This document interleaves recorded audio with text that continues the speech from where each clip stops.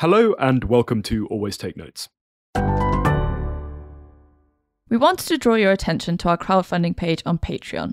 If you've been enjoying Always Take Notes, please do consider supporting us there. It helps us to keep the podcast going.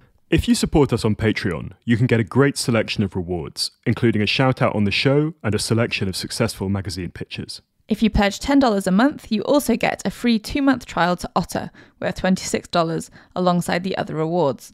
Otter offers automated transcription and live note-taking for in-person and virtual meetings. I found it to be a huge help when organising interview material. Thanks again for supporting Always Take Notes. Hello and welcome to Always Take Notes. In this episode, we speak to Fraser Nelson, the editor of The Spectator. We spoke to Fraser about the process of running a weekly magazine, his earlier career at The Times and The Scotsman, and about adapting a print title to the digital age. It's a great episode. We hope you enjoy it. Welcome, Fraser, to Always Take Notes. Thank you very much for making the time to speak to us. I wondered if I could start with a very basic question. What does the editor-in-chief of The Spectator do? What's your daily routine like? The editor is responsible for everything and nothing. That is the phrase. So if I'm doing my job properly, I shouldn't be a cog in the machine. It's my job to make sure that the machine works. So I actually think of it more as an ecosystem.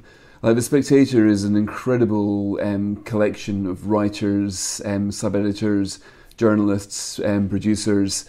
It's a kind of magic, and I'm here to try to make sure that magic continues. Now, that mainly expresses itself in things like, obviously, who I hire is the most important thing.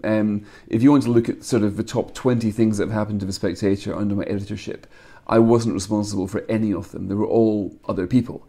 But I do credit myself with hiring those other people and getting out of their way so they're able to make sparks fly. Now, of course, I read copy, I write, I edit, probably a bit too much. I'm quite an active editor. And I'll contribute to the commissioning of ideas. But the other thing which I think the editor does now, especially for a modern magazine, one which has, in The Spectator, of course, we're known as a print magazine, but we've also got podcasts, emails, website, television. It's to ensure there's kind of consistency, that it all looks like it's cut from the same kind of cloth. That when you listen to a Spectator podcast, it should feel like an extension of the magazine. That when you look at our email, in the lunchtime email of the newsy bulletin, it's still there's something spectatory about that. So you don't want these sort of digital products, to use a very boring word, to take on a life or identity of their own. You need to make sure they've all got the Spectator's identity. Now, this changes a lot from when I first became editor, almost exactly 13 years ago. I mean, then my job was simply to look after the magazine, as it was for generations of Spectator editors before me. Since then, my job has changed utterly. And I would say it's now mainly about ensuring the consistency of voice across everything we do, and just looking after our quite small, only 35 journalists we've got in total here at The Spectator, and it's my job to make sure that ship keeps sailing. Could you tell us how your routine works on a daily and a weekly basis? Pick a day and I'll tell you. It changes every day. Monday. Monday is a bit of a stressful day, right? Typically my Monday starts on Sunday evening because we need to plant the seeds for commissioning things on Monday. The seeds will take about a day or two to grow, so the copy comes in Tuesday afternoon to Wednesday morning. We should have about half to 3/4 of it commissioned by Monday. Monday is last chance. So on Monday, I've got to read extensively and make a big decision as editor. What are people going to want to read on the next Saturday? We get a press on the Wednesday, but the Saturday is when it's dated. So if you wake up on a Monday too influenced by what happened in the Sunday newspapers, that can be a mistake because that can seem old news by the Thursday and Friday. Almost never does whatever dominated the news on Sunday go on to dominate the news the next Saturday. So I would have to do a lot of reading, making some phone calls, talk to my friends. Typically, my Monday would start at 5:30, 6 in the morning. I'd do a blast of work for about a couple of hours, and then it's showtime, family time. The kids come downstairs, we get them breakfast, off to school, etc. And then I'll go in and we'll have our conference at 10:30. Our conference is pretty free-flowing. It's actually quite scary sometimes because we walk into that conference having no idea what the cover's going to be and hoping that something's going to come magically from the conversation that we go on to have for the next hour and a half. So we serve croissants, coffee, throw ideas about, and have a talk amongst ourselves. And then we try to find out what topic catches our conversation the most, what we collectively find to be the most interesting. So nobody really pitches a formal idea for the cover. We just might mention a couple of themes, we'll discuss it between us, and it's a bit organic to see if something grows or doesn't grow. So the most important thing there is to find the cover story, and then the cover illustration. We'll try to think of a few ideas, because the Spectator, of course, the most important thing is the cover, the illustration, and if you can depict it. And some articles or themes are very, very hard to depict. Others lend themselves more easily to it. So you can't really walk out of the room with an idea but no picture. You need both the idea and the picture. Now, once we do that, say we finish at about 11:30, or sometimes 12 o'clock, then we will start calling people, commissioning, or I might go straight into other meetings. There's a lot of managerial meetings. The Spectator is a very fast-growing magazine. Today, for example, I've spent probably all 5 hours before meeting you discussing the problems we're having with login technology. Password users who forget their logins, how you remember it. I can't tell you how boring the subject is, but I can't tell you how important the subject is for the future of magazines. If you're buying a publication, it keeps asking you for your login. If it keeps kicking you out, you're not going to keep paying for that thing. You're going to give up on the next month. And this is the sort of flaw really in our industry, us writers. When a writer like me becomes an editor, I become a manager. Now, the writing temperament is quite different to the managerial temperament. The managerial temperament is to talk about things like KPIs, to think about the software problems that might lead to this, that, or the other. These things can quite easily bore a writer. And that is where publishers can sometimes come unstuck. Because right now we're living through an industrial revolution in journalism, in digital, in how people consume their writing. And we're also, to my annoyance, but it's undeniably true, editors like me are living in an era where we are judged by our readers 50-50 on the tech and the content. So if you're reading us on an app, 3/4 of digital subscribers typically read an app. That app's got to work. It's got to be good. It's got to be intuitive. So a great deal of my time on a Monday, because after we do the commissioning bit, is then towards the tech, the managerial side. It's towards thinking of those kind of things. I might also, if I'm doing my job properly, I should be looking at the lunchtime email. That's huge for us. It goes to something like 130,000 people. We've only got 110,000 subscribers. And the open rate is absolutely huge. So something like 1/4 of our entire readers of the weekly magazine are going to open that podcast, sort of that email on a Monday, and judge us in part by what they see. So I've got to make sure that's consistent. Then I talk to the online team to see if what they've served up on the website is right, if we think it's presented right. And then I might have time for a bit of journalism myself. By journalism, I mean reading, talking to people. I'm a political journalist, so I still have a column for the Daily Telegraph. So a large part of my job is trying to find out what's happening in the rest of the world. And then I'm talking to you right now from the editor's office, which is a beautiful room. I'm sitting here on a desk which used to belong to Nigel Lawson, beside a sofa that used to belong to Boris Johnson. And, it's a beautiful room. I'm never in this room. I'm always sitting next to colleagues in some other departments, whether it be podcast, magazine, tech, production, or whatever, trying my best to do what I can to help them get along. So I always take the Kelvin Mackenzie view that the editor's office is the last place you should expect to find a good editor. You mentioned the consistency of voice and output. For any listeners who aren't familiar with The Spectator, could you give us a brief history of the publication and how it's evolved into the modern day? Well, the first ever Spectator came out in 1711. It was a daily op-ed, the first of its sort in the world. It was published on one sheet of paper, 2 sides, and the op-eds would write about everything from politics, culture, manners, economics, foreign affairs. It would take as much interest in literature and poetry as it would in what was going on in courts and parliament. We'd have space for Latin, and it was famous. When I say famous, it wasn't famous at the time because it only sold 2,000 copies. It came to an end the year after in 1712. But what happened then was that Sam Buckley, the guy who produced it, this genius, who had the tech to serve up a daily op-ed sheet to the coffee houses of 1711 London, he then bought the copyright. And he he put all the essays together, 550 of them, and sold them in a 7-volume set. That 7-volume set went on to become one of the greatest bestsellers in the world.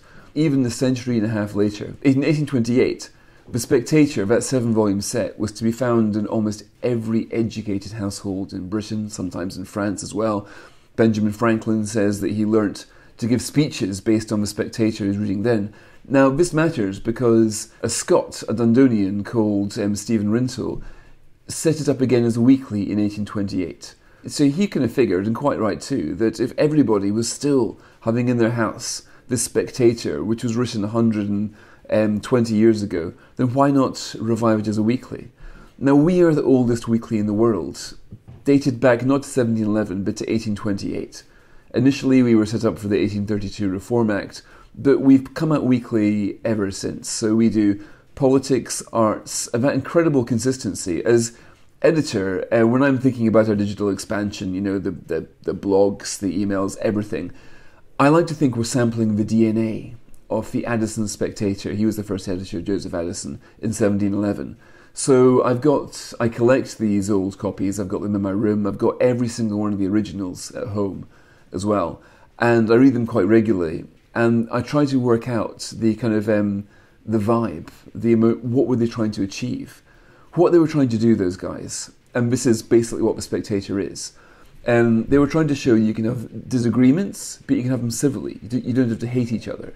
In a time of culture wars now, or civil war back in those days, you can still have people who fundamentally see the world differently, but through the medium of humour and intelligence, you can agree to disagree. Number two, that you take the arts and the books as seriously, if not more seriously, than everything else. So we have a little ancient and modern column where we talk about the greats, the classics, the ancient world, and we've kept that going consistently. And then there is the tone. We sort of reject the rather pompous, learned, I'm very clever, de haut en bas tone that you get in quite a lot of op-ed writing. Our writing has to be good. Fundamentally, we're about good quality writing. People quite often regard us as a conservative magazine, but that simply isn't true. We are not. I mean, there isn't a constituency, for example, in this country, let alone the world, for a conservative party magazine. And sure, we lean to the right, but we do way more articles about books than we do about politics in every issue of The Spectator. So but our style is, our commitment is to good writing. I've got this sort of long list I give to new people who join us, and I try to, the most important part of that is to tell them what is The Spectator.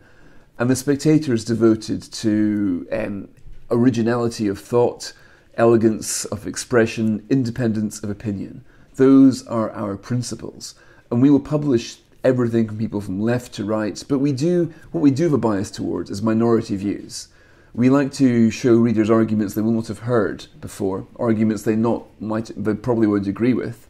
Usually in every magazine there's at least 2 articles I disagree with so much that I'd rather they weren't published at all. But then again, I'm the last person in London who should be taking a censor's pen to these things, because we offer a range of argument wider than you're going to get elsewhere, and take the view that if you disagree with it, then you don't mind reading things you disagree with. That's very much the Spectator's vibe.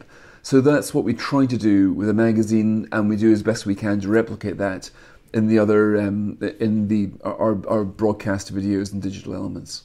You alluded to this in your answer there, but how does the magazine's relationship and interaction with the Conservative Party work? I mean, the fact that, Boris Johnson, the last British Prime Minister, was a former editor of The Spectator, Dominic Cummings' wife works there. It's often remarked by outsiders that there's this very close relationship between the Westminster Tory Party and the magazine. How do you see it from where you sit? The New York Times once described us as being in bed with the government, but still pulling off the bed sheets as well. And that's the way I like to see it. If you really want to know what's happening inside this government, there is nowhere better than The Spectator to find out. Now, that's a relatively small part of what we do, but what we do it very well. My colleagues James Forsyth, Katie Bowles, Isabel Hardman, you will not find any better informed political journalists than these three. So this is quite strange for a small magazine like ours with only 35 journalists to have 3 out of our sort of 5 staff writers are political specialists. That's quite a lot. But they do it better than anybody else. Now, our relationship with the Conservative Party, it varies really. We support them when they do things that we like, we criticise them when they don't. We didn't back a candidate in this leadership contest, for example. We didn't think Liz Truss quite deserved our support. And I'm afraid to say, when Boris Johnson, our former editor, when he started to enacting everything he opposed when he was a journalist, we gave him both barrels. I think I wrote a couple of cover stories pointing out how far he'd gone from his principles. I don't believe in endorsements pretty much. I don't think publications should be telling readers to vote this way or vote that way. Other publications did endorse Liz Truss or Rishi Sunak. We didn't do that. I think our job is to scrutinise these guys and to do as best we can to take readers behind the scenes and let them know what's being said behind closed doors. But our principles are classic liberal principles. They're not really conservative. The magazine believes in diversity of opinion. These are classic liberal objectives. So I don't think you could say that we look at everything from a conservative viewpoint. We've got like people like Nick Cohen, who's a committed Labour Party supporter. I think we've got Rod Liddle, who's been kicked out of the Labour Party. I think he offended them by something he wrote. But my point is that we get people whose politics range from left to right, their circumstances from high life to low life. We like to think that we give you a better analysis of a Conservative Party than anybody else, but we are not an organ of that party, nor we don't shill for it. We simply do our journalistic job. Various outlets have observed that you have doubled circulation since being editor. It's now more than 100,000 people. I noticed there's been a particular uptick since 2015. Have you benefited from Brexit, Trump, various other geopolitical movements? It's interesting. You're right in saying I became editor in 2009, and at the time sales were tanking. And I wanted to revive them, but for a long time, until about 2015, we seemed to stem the decline, but it was stagnation, and it was agonising. And it was quite demoralising for me. I felt as if I wasn't really making much difference as editor, and that I should probably make way for somebody who could improve the sales. I always passionately believed that the Spectator had the potential to double, treble, quadruple its sales. Even though the magazine market has gone down by 2/3 since I became editor, I still felt that we could reach. And by the way, I still feel that. I don't feel particularly successful. I think our sales should be way higher than they are. But as to what happened in 2015-16, it's certainly right that what I would regard as the crazy era of politics started probably at the Scottish referendum. That was when things started going absolutely wild, when the nationalists came within a hair's breadth of victory. And then after that, Cameron got his majority, really unexpectedly in 2015. Then you had the Brexit vote. And then you ended up with a really high volume of really unlikely, implausible, crazy political things. But the difference, I think, and I've got data that I won't bore you about to make the point, the difference was that by then, the digital products we'd come out with, that our podcasts, our blogs, they had started to pick up an audience. And we had started through those digital means to reach an audience that we'd never reached before via the newsstand and the newsagents. So all of a sudden, The Spectator became a magazine that was only really read or referred to by its subscribers and those who might pick it up in the newsagent, to something that was read by hundreds of thousands of people online, that a podcast that was listened to tens of thousands of people through their headphones. We just found different ways of reaching people, and that, round about the middle of the last decade, started to convert into greater sales. So digital kind of saved print, as it were. Our print sales are also at a record high. But that's because of I would put it down to a combination, certainly, of a kind of avalanche of news events. So your average person just felt they needed to be across politics a bit more. That would help us. But because politics is less than a quarter of what we do in The Spectator, it didn't help us that much. But it was more the digitization and the expansion of the brand through digital spheres that I think helped take our sales from where they were to where they are. We want to come back to the contemporary Spectator in due course, but can we roll back now to your early life and your initial interest in journalism and writing? Is it right that you sort of fell in love with it while studying history at Glasgow? Yes, it is. I fell in love with it, but it was an unrequited love, as it were, that I didn't think I was very good at writing. And by the way, I still don't particularly. I mean, you can love things you're not great at. You can love art even if you can't paint.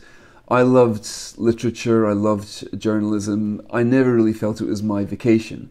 When I started out, initially I did a whole bunch of things. I first of all thought I would follow my dad into the military, and I went for RAF tests, and luckily for our national security I failed those tests. I then thought I'd be a piano player. I played bars in Glasgow, and for a while I thought that was what I was going to do with my life. I managed to get a pretty good hourly rate. And it was, I sort of regarded that as being my gift, if you like. The one thing that I thought I could do better than other people was play the piano. I didn't think I could write better or study better. I was never a particularly good student. I didn't particularly excel at everything, but I excelled at piano. But then I found out, as a lot of would-be musicians do, that if you want to make a living out of it, you need to be just so good. We're talking in the top 0.01%, and even then it's difficult to make a living. So I was a bit naive about the prospects of being able to make it as a musician. But then I got involved in a student newspaper at Glasgow, and that's when I really fell in love. It wasn't so much with the writing, it was just the business of putting through a paper together, the romance of it, the teamwork, the company of journalists. It's still the greatest thrill, the greatest joy of my life, not just my job, is the company of my colleagues here in 22 Old Queen Street. There's something about it, the camaraderie, the creative process, which I fell completely in love with, and I'm still completely in love with. And that is what drives me, I suppose, as an editor. Now, I mean, I was a political writer before I became an editor. It was never obvious to me at all that I had it in me to become an editor, a manager. When I was offered this job, I thought Andrew Neil was absolutely mad to offer it to me. I thought I would last about a few months and he'd fire me. But then I guess I worked out that when you're writing, there is it's a multiplying factor. The way I see it, some people are born naturally gifted writers. Charles Moore has probably never written a bad sentence. The same is true, weirdly, with Rod Liddell. He was a broadcaster, but it's just incredible. You see how fast he turns around copy. Incredibly gifted. Douglas Murray, the same as that. Now, I am not like that, but you don't have to be an effective journalist. To be an effective journalist, you can try to come up with information, talk to people, find out new things, find out what's being said under the scene. The investigative aspect to it, the research aspect to it, that's something which I think I'm comparatively good at. So when it comes to me as a writer, I would love to think that one day somebody will make a book out of my columns, but I don't particularly think so. Those are the kind of, you do find books of columnists. Danny Finkelstein's done one as well. And those are people whose writing is of such high quality that it's incredibly beautiful to read years after the event. I've got, I don't know how many books at home of those sort of columnists. My journalism is rather less lofty. I simply try to tell people what's happening behind closed doors. I try to make an original point that might help them to see things in a different way.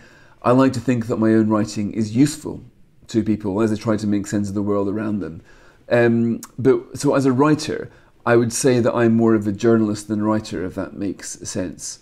I think everybody has got a mixture, and I'm lucky enough to work with, I've always hero worshipped writers. Well, one of the funny things of my job is I meet lots of famous people, as you would do if you're a journalist, and none of that particularly excites me. But to meet a good writer, that's when I go weak at the knees. I've got all of my, and I try to abuse my position sometimes and just try to meet hero writers and quite often ask them how they do it, as if there's some great secret they're going to pass on to me that I could somehow replicate and digest and improve my own writing. But the funny thing is, when I've spoken to great writers, the bottom line is they're born with it, in my view. You can improve, of course, anybody can improve. But I would say that I'm a constructed rather than a natural writer, more noted for my enthusiasm than my ability. Could you tell us a little bit about your path after university, from studying journalism as a postgraduate at City to then working at The Times? Yeah, well, I got into City, probably one of the biggest breaks of my life, getting into that course. It's a very coveted postgraduate diploma, as it was in those days. I'm sure they call it a master's now or something. And when you're there, it means you get far better chance of getting work experience, and work experience is the gateway to getting into journalism. It's a very close. The work experience route is incredibly guarded. When I was there, I was just amazed at how nepotistic it was. Every time I ended up in work experience, I found out I'd be there with the daughter or the niece or the friend of somebody else who worked on the staff. And it made me realise just what a closed shop journalism is. And I hated that about journalism. I still think that's one of our profession's biggest defects. Just what an old boys club we really are. I'll give you an example of that. We've got one of my colleagues, Svetlana Murnetch. She's a Ukrainian refugee, and she came to us through our internship scheme. By the way, partly because of my own experience, I did our internship scheme very differently. We do a CV blind, name blind internship scheme. So we open it to everybody. When they apply, we take away their names. We give them a city name like Tokyo or Madrid, so we can't even see if the person's got a foreign or a domestic name. We only look at ability. And we take in the top 12. We get about 200 applicants. That's how we hire at the Spectator. I'm lucky enough to work with a whole bunch of people who come in via that way. And a very diverse group of people as well. More diverse than you would get via the Old Boys network, which is still all too pervasive through work experience. Now, anyway, my point here is that when we took one of them, I think the name was Barcelona. And I found to my surprise that Barcelona was a Ukrainian refugee who happened to be an award-winning journalist who was displaced by the war. And she'd been to the job centre, and she was told in the job centre that you won't get a job here as journalists because foreigners aren't employed as journalists in this country. Now that's quite something. You know, immigrants are 20% of the workforce. But she was told if you're an immigrant, no, journalism doesn't take in immigrants. Now, my first reaction was to think, God, that's a terrible thing to say about writing. Why are we saying that immigrants can't be journalists? But then I started to look around newspapers and try to work out how many do I know who are actually immigrants? And it's almost none. So that is something about journalism. For some reason, we are, 20% of the workforce is immigrants, probably 0.2% of journalists are immigrants. And this is a bit of a diversion, but suffice to say that I was quite scarred by my own attempts to get into journalism. I got into the city school, but trying to get into newspapers I found very, very difficult if you're from a background like mine, if you don't know anybody, if you're not familiar with the world, if you've got no contacts. It remains very difficult to break into journalism unless you apply to the Spectator's trainee scheme. And so anyway, so I did that. I was lucky enough to get a job at the Times where I did shifts. But now I went in as a financial and economics journalist, and that was quite good fun because I'm quite into numbers. I used to do the first thing I ever submitted for publication wasn't an essay, but it was a computer program. I used to be a coder, so I quite liked financial journalism. I still do love numbers and graphs. It's a little bit of a hobby of mine. And then I did a few years at the Times business desk, and then they needed somebody to go up to Scotland to be a Scottish political correspondent. They hadn't filled the vacancy, and the managing editor heard me in the toilets talking with a Scottish accent. And he was like, "Oh, right, Jock, what do you fancy going up to Edinburgh?" And it was so random. You know, journalism is like that, these random job opportunities. The way I think about journalism is like you're a monkey trying to make your way through the jungle, and a vine comes swimming towards you, and you've got no idea where the vine is going to go, but your only choice is do you jump on the vine or not as it swings by. And if you do jump on it, you've no idea where you're going next. So I decided to jump on that vine. I left financial journalism. By the time I was doing retail and fashion journalism, which I loved, to be honest, loved it a bit too much, but I ended up doing political journalism in Edinburgh for a year, which I really hated despite being Scottish. And then I joined The Scotsman to get back to London, ironically, as their political editor. The Scotsman was owned by the Barclay brothers, and when they bought The Spectator and sold The Scotsman, I was one of about 3 or 4 journalists transferred from The Scotsman to The Spectator. I started off there as a dog's body in 2006 and became editor in 2009.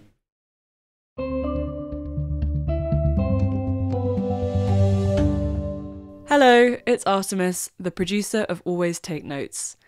I hope you're enjoying Simon and Rachel's conversation with Fraser Nelson, the editor of The Spectator. It's time for the next instalment of our midway segment where we share bonus material from previous guests of the show. So this week we're going to hear from the children's author and illustrator Lauren Child, and she's going to tell you about a time in her career she failed. I've failed many times in my writing career and my illustration career as well. But I think what I learned from that is when to listen, when is useful, what their critic is saying to you, whether the critic be an editor or somebody else, and when actually you just have to wait and sit on it until you feel there's a time when that piece of writing will have value. Sometimes it doesn't ever, but and they're right about it, but sometimes they're not. That was Lauren Child. And if you were interested in what Lauren had to say, you can listen to our full interview with her via our website, which is www.alwaystakenotes.com. But for now, back to Simon and Rachel's conversation with Fraser Nelson.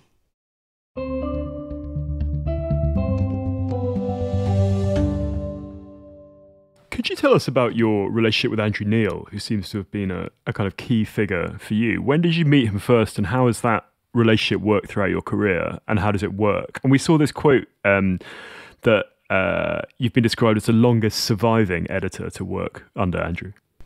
Yeah, I first met Andrew Neil when he was doing a BBC radio show called Down Your Way. That's when they take the guy, take it back to his... he came in, so we took him back to Glasgow. He was the editor of the Glasgow University student newspaper, as I was. So the BBC put us together. So Andrew would have been, probably in his late 40s. I would have been a student, 20 or so.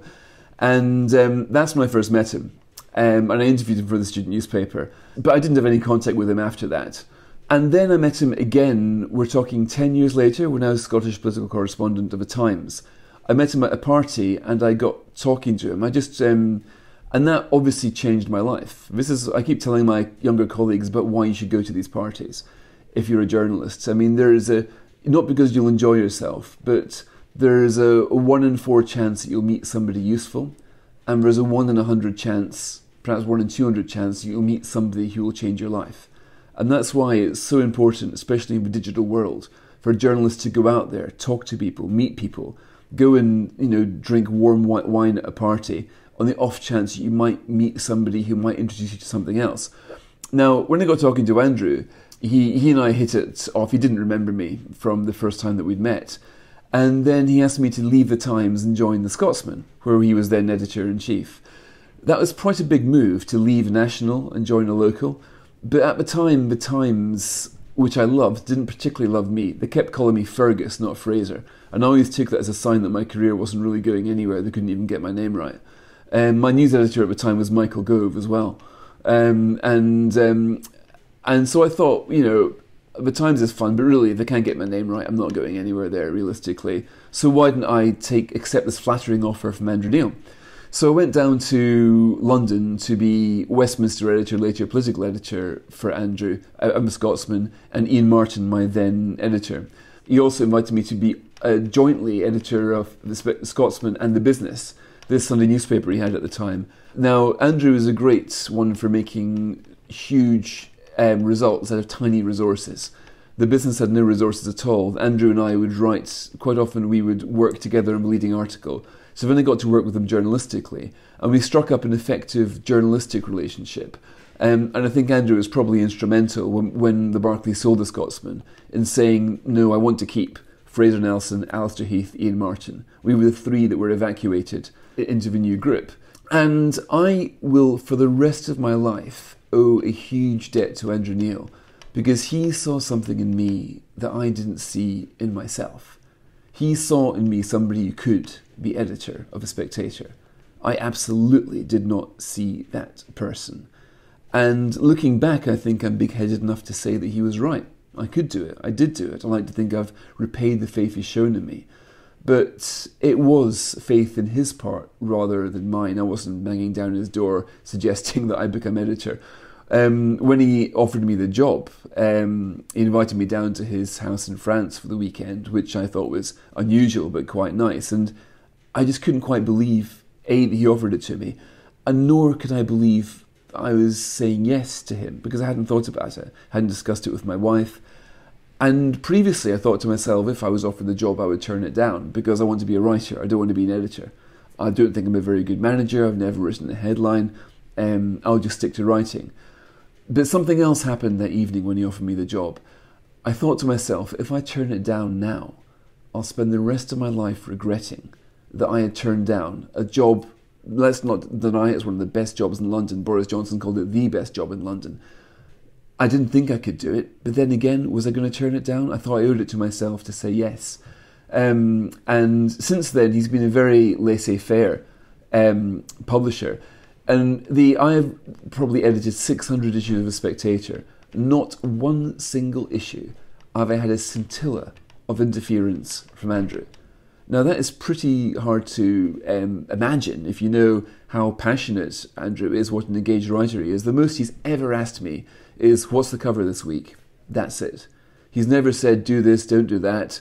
Now and again he might say he enjoyed this article, he didn't enjoy that. If he finds an error, I think a few days ago he found a typo in one of the blogs that we'd written. So he would send me an email, quite rightly saying, typo, change it please. But I could not ask for more editorial freedom than I get from Andrew. And the same is true for our proprietors, the Barclay brothers. They are, the Barclay family, should I say. And I'll give you an example of the freedom which they offer. When it came to which way we were going to go in Brexit, which is a big decision as you can make for publication, they called me in. They very seldom call me in. They asked me which way we were going to go. They didn't give me. I had no indication on the way in what the right answer was, what they prefer. And they asked me, had we prepared the way for that? It was a big decision, but there was I found out later, but they were quite happy, luckily for me, that we did back Brexit. For me as a Remainer, it was a former Remainer, it was a very difficult decision. But I suggest that there probably is not an editor in Britain, perhaps not in Europe, who's got more editorial freedom than that which I have been given by Andrew and by the Barclay family. So I think whatever goes wrong with The Spectator, it is 100% on my head. To remain in the past briefly, when you joined The Spectator in 2006, am I right in thinking that Boris Johnson was no longer editor at that point? Yes, it was. There was a strange interregnum. He had gone, Matthew Dancona hadn't quite arrived, and Stuart Reid was the acting editor. So I was appointed in a sort of rather undefined position during that interregnum. What was the legacy of the Spectator scandals at that point? It was record sales, fantastic reputation. Boris could not have done a better job marketing The Spectator. This kind of Merry England conservatism which he embodied was brilliant. Scandal after scandal after scandal. And people loved it.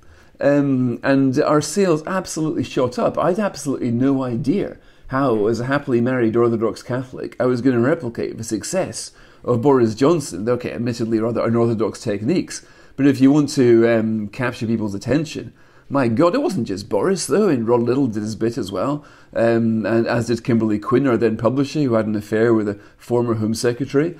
The whole Spectator's team, it was quite a squad in those days, inspiring this West End play called Who's the Daddy, written by Toby Young, one of our writers, and Lloyd Evans, our theatre critic. So yes, it did have quite a reputation, one that I was horribly aware when I became editor that I would struggle to maintain. But I like to think that we've done okay using slightly more orthodox marketing techniques. You've said that it's not a culture war fighting right-wing magazine, but another comment that you'd made was that the woke virus has been great for our sales because it gives young people who can't abide all this an appetite to read material they're not going to get elsewhere. Could you unpack at that a little bit? Because it seems that is in some ways a sort of admission that you kind of are participating in and profiting from the culture wars. We profit from them because people get sick of them. And when they get sick of them, they come to us. Now, right now, you do not get very, very many sort of young conservatives, shall we say. Like, when you go to university, sure, you're going to find young conservatives. They tend to be in a very different wavelength to the rest of their generation. That it's not a particularly big constituency. But there's a far bigger constituency of young people, the ones who don't entirely go along with identity politics, with the use of pronouns, with the decolonisation of the curriculum. Not that they wander around in a rage with this, but they sort of see a consensus, a rather imposed with an air of authoritarianism, and they think, hang on, this is all a bit much. What about those who disagree? What about the other way of looking at things? Now, that has led to, for young people, when they come in to a Spectator, that they will find a respite from all of that. We do what we've always done, but what we don't do is homogenise opinion. We're quite satirical, we're quite heretical, we like to slay sacred cows. We have always have done that. If you pick up the Spectator of 1711, the Spectator of 1828, we've always done that. But right now that's a little bit more rare, and it stands in greater contrast to what you typically get on a university campus. So that has made us, even though we haven't changed, it has made us stand out a little bit more on for younger people, and who come to us simply wanting the range of debate, which they feel is almost underground in its nature, because it can be so difficult to talk about subjects like, I don't know, there's a whole bunch of subjects that's very difficult to talk to without getting into sort of hysterical territory very quickly.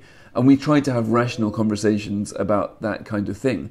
Now, going back to this document that I keep updating for my younger staff who join, about what is a Spectator, one of the things that's very easy to mistake us for, and one of the things that is absolutely crucial that any of my younger colleagues realises when they join, is that we are not the mirror image of the woke people. We are not anti-woke, as it were.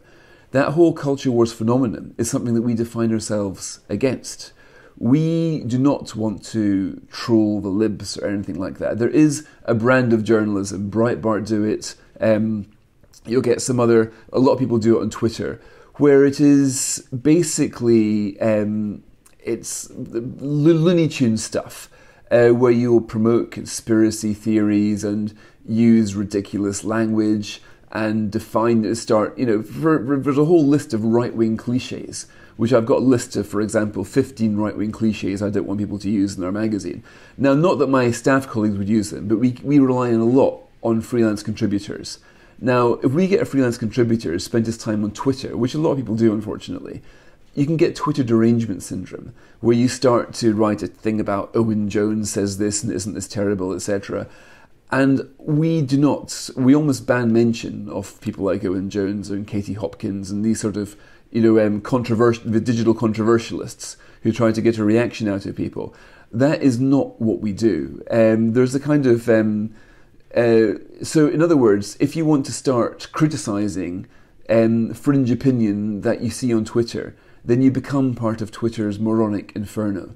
Twitter, when you switch it on, is inviting you as a user, saying, look at this, Fraser, look at this, Simon, look at this ridiculous thing somebody said. Wouldn't you love to comment on it? Wouldn't you love to not let him get away with it?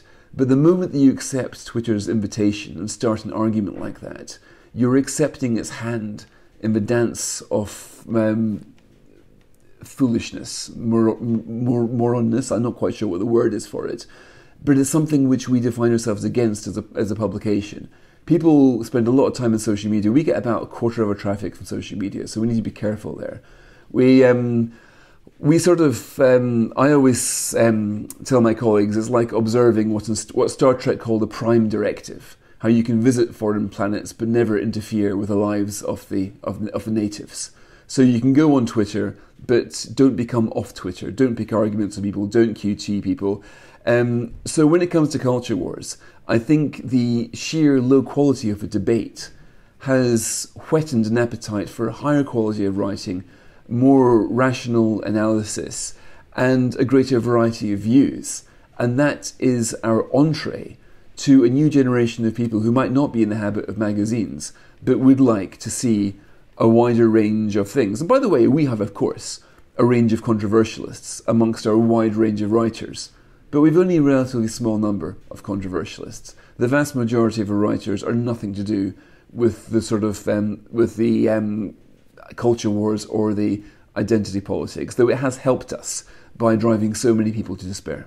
How does the WikiLeaks column fit in with this? A writer in 2021 alleged submitting fake stories to the Spectator about Marcus Rashford, for example, that his mother wanted to nationalise all food. And she said that it went quite far down the line. What's your kind of version of events of that incident? Yeah, I think that was a blog by a self-confessed fantasist. So I'm afraid to say we didn't recognise very much of that blog. We get a lot of this stuff online, I think.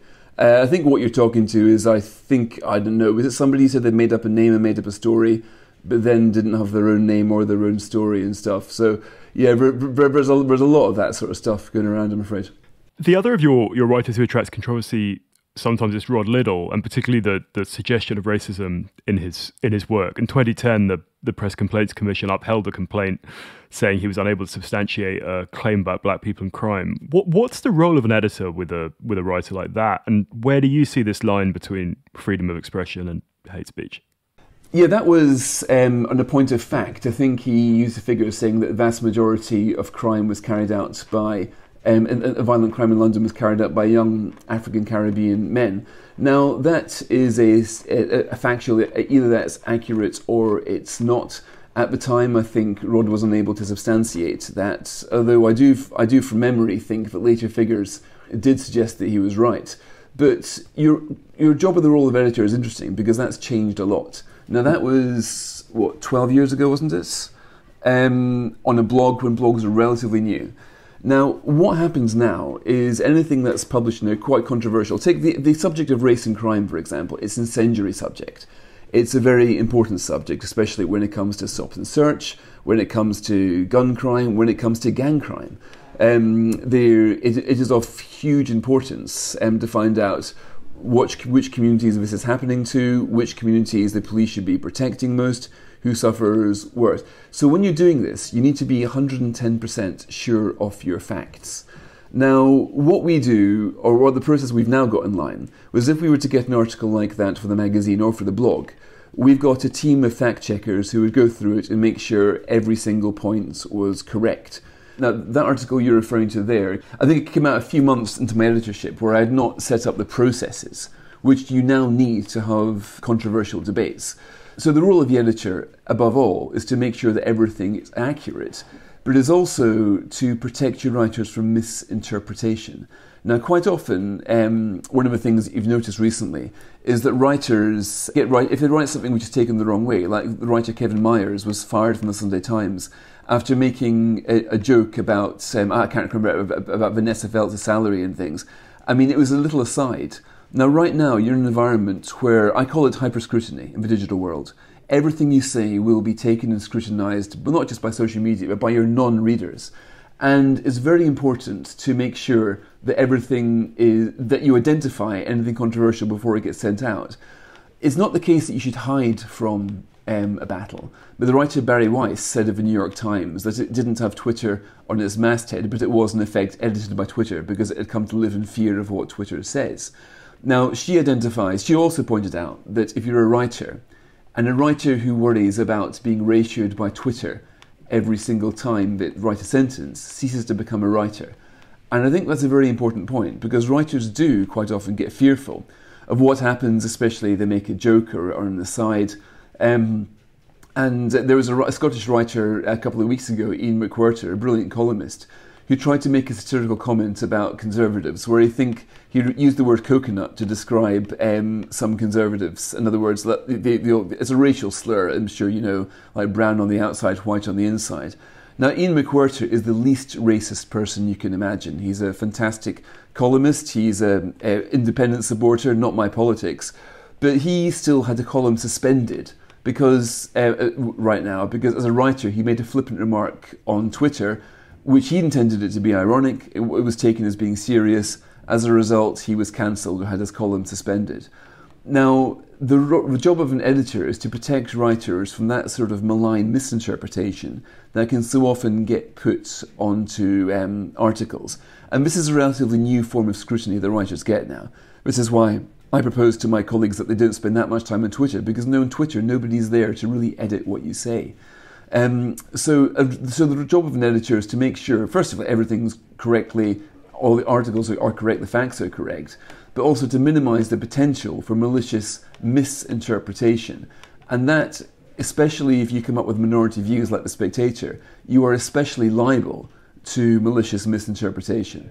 So we've now become a lot better at making sure that our pieces are protected in that way, a lot better than we were even 3 years ago, let alone 12 years ago. We're coming towards the end of our time, so a last question from me is, are there any columns or articles that you feel perhaps you didn't protect the author in that way, or that, you know, he sailed a bit close to the wind, or made a miscalculation? Yeah, so many. It really pains me when I think about, the times which I, as an editor, let writers down by just allowing a piece. It might be like satire, for example, can be the most dangerous thing to do now, because if you make a satirical point, it can be taken literally on social media, or you can get screenshotted. In other words, the rest, if the sentence gets obliterated, only the offending sentence comes out, so the article is never seen. So the writer can get hauled up for all sorts of things. I think about Lionel Shriver recently. I forget the comment that she made, but it was something which, she got again hauled as a racist. This is, again, one of the least racist people you can think of, and a brilliant novelist as well. She at the time was quite stoic about it. Oh, this was my words. But no, I thought to myself, I let you down there. If I'd have seen that column in that particular sentence, I might have at least said to you, Lionel, are you sure you want to say it in exactly this term? Because it might be misinterpreted. If you could just rephrase it slightly differently, put in a word here or a word there, that would diminish the ability of being misinterpreted. Now, right now, I think we've got a pretty good what I call red team. It's a group of 3 people at the Spectator whose job it is to go through those. But before the red team came along, some our writers were susceptible to that. And the problem now is that so often writers can be defined by one tiny little slip, tiny little joke, and be disparaged as terrible things. I mean, in Ian McWhirter's case, a racist, right? This is a guy who's written hundreds and hundreds of columns, very, very good ones, in a long writing career in Scotland, who is now suspended on racism charges. I could be here for another hour talking about the things I wished I managed to spot and prevent. But I think we do an okay job now. But it's still, if you want to be humorous, if you want to be satirical, if you want to go against the grain, you stand a greater risk now of serious digital defamation than at any point in the past. So it's quite a risk for writers. A couple of final questions from me. The first one is about money. So it's a rule of the podcast that we always ask about money and how it interacts with people's writing lives. So because Candida is guarded as you're comfortable, but both in your personal own career, but also as an editor, how does money work as a factor in terms of deciding what to pay people, how much people get paid? And the second question was slightly more personal, but is whether you still feel yourself to be an outsider, because that seems to have been a theme that has been a factor in your career. You alluded to it speaking to us earlier, and you now have a job that, at least from the outside, seems in many ways a kind of ultimately insider job, and how you walk that line. So yeah, those are the 2 final ones from me. On money, I feel this very strongly. I am in quite a fortunate position. I've got a national column, I'm a newspaper editor, I am paid well. The writers of The Spectator, the funny thing about it is that we've only got 3 or 4 staff writers, and the people who write for us occasionally, they don't tend to write for... The Spectator is never paid what you might regard as commercial rates. So people like Rod Little, Charles Moore, they I don't know how much they get paid by the newspapers, probably £5,000 a column, I don't know, a lot of money. Now, obviously, we can give them absolutely nowhere near that. But people write for The Spectator primarily, not for financial reasons, but for uncommercial reasons, because they cherish the magazine's integrity, they love the project, and also they know that we simply cannot afford Fleet Street rates. So we like to, now if I'm doing my job, The Spectator is a sort of magazine where people will feel proud to write for it. Now that's for people who write for us occasionally. We're talking like once or twice a year. Now, my colleagues now, for the first time, I mean, when I first became editor, I think there were, 7 or 8 editorial staff. Now there's 35. There is a trait in writing where people are rich enough to afford the low salary, and that's a problem. So you get people whose family are helping them, sometimes topping up their monthly salary or helping them with accommodation, etc. That will mean that you can work in London for 20 grand, 25 grand. These are tiny salaries. But they become quite difficult for me, even as an editor, to try to negotiate better salaries for my colleagues if the market salaries are so loose. I mean, you can go on the websites now and find out how much writers are paid, and it's very, very little. So it becomes difficult to make the case internally, as any editor has to, saying, look, I know that the market value for this person is like 30 grand, but I think they should be paid 35 grand because they're so good and they're so productive. It's difficult in any business to make that sort of argument. So, but the way I like to think of it is our writers at The Spectator are different because we're still multitasking. I mean, you can do a podcast, you can do sub-editing, you can do a whole bunch of things. So it's production as well as writing. Writing is never really paid that well as a career in this country, as any writer knows, with a handful of exceptions. But I do think that our industry, journalism, is making a big mistake in relying a bit too much, because the little problem with the low salaries is it's socially exclusionary. In other words, you end up with people rich enough to afford the low pay. It also means you lack diversity. Journalism is a very white profession. When you look around that, you can certainly see a lack of BME representation. And it is, now I work with the Social Mobility Foundation. They deal with kids who are very bright. They go on free school meals, so they're therefore from poor families, but they get great results. And very, very few of them want to be writers. They, understandably so, if you're an immigrant family, if your parents have moved halfway around the world, you don't want to be missing about on 25 grand writing. You want to be going for a career that can reasonably get you on the path to buying your own house. So I do think that journalism is at risk of allowing itself to be dominated by a certain social class of people from comfortable backgrounds. But I also think that's changing as well. I think sub-editors are being more highly valued, and I think newspapers are beginning to change, although for a long time, typically the model of a young journalist was somebody who'd be a partner, or somebody whose partner would be a lawyer or something, so they could bring in the money, and the other person could live their dream. Over even my relatively short, well, I say short, I've been 25 years in journalism, the salaries in the profession have gone down a lot in real terms over that 25 years, and it's not a good thing. Now, your question about me being an outsider, I feel it in many ways. I guess, look, it sounds, of course, strange sitting in my beautiful gilded cage here of an office to in any way describe myself as an outsider. But I'm just aware that, I was the first member of my family to go to university. Even finished school was quite a result. It was more than my dad did. And quite often, I'm just aware there are little cultural references that I still don't quite get. I've got imposter syndrome, as a lot of people do. And you still sort of feel... It was actually... the person who really did it for me, ironically, was John Cleese, right? Great comedian. But he once did this tweet where he attacked me as a half-educated tenement Scot who had somehow managed to wangle his way editing a great national magazine. And that was, people with imposter syndrome will tell you they live in fear of the moment where somebody points a finger at you and says, "Caught you! You're actually not supposed to be here at all." For me, that was that moment. Because by his standards, he's right. I am half-educated insofar as I imagine he meant I went to, state schools. I went to private school for a few years as well, but, not quite his pedigree.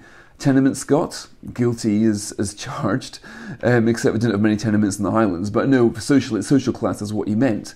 So I do, for a while, feel like an outsider, but I like to think that I've done everything possible in my power to make it more easy for other outsiders to at least join The Spectator, for other people without any family connections to come and to use us as a ladder into, I still think, the most charmed and greatest, the most exciting profession in the world.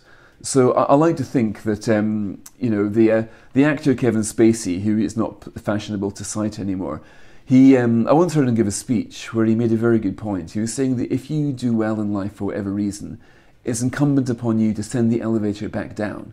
In other words, do what you can in every way you can to try to help other people who are from backgrounds similar to yours to break in and to make it through as you did. I like to think I've done as much as I could reasonably be expected to do in that field. Well, we'll leave it on that optimistic note. Thanks very much for your time and for speaking to us today. And good luck with everything going forward. Great pleasure, thank you.